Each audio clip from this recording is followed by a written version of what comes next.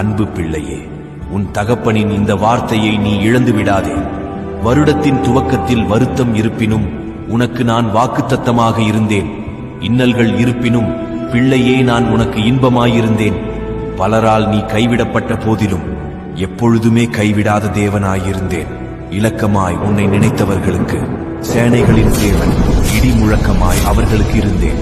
உன் மனதின் நம்பிக்கை அற்ற போதிலும் உன் கடைசி நம்பிக்கையாக நான் இருந்தேன். எனவே அன்பு பிள்ளையே, இந்த வருடம் எப்படி இருக்கும்? நான் என்ன செய்வேன்? என்னுடைய திட்டம் மிக பெரியதாய் இருக்கிறதே, அதை என்னால் சாதிக்க முடியுமா? என் குடும்பத்திற்கு என்னால் எதுவும் செய்ய முடியவில்லையே என்று பல சிந்தனை உனக்குள் இருக்கலாம். இதோ என்னுடைய வார்த்தை இப்பொழுது உன்னை தேடி வருகிறது. தேவனாகிய கர்த்தர் உன் நடுவில் இருக்கிறேன், இனி தீங்கை காணாதிருப்பாய். செப்பனியா 3:15.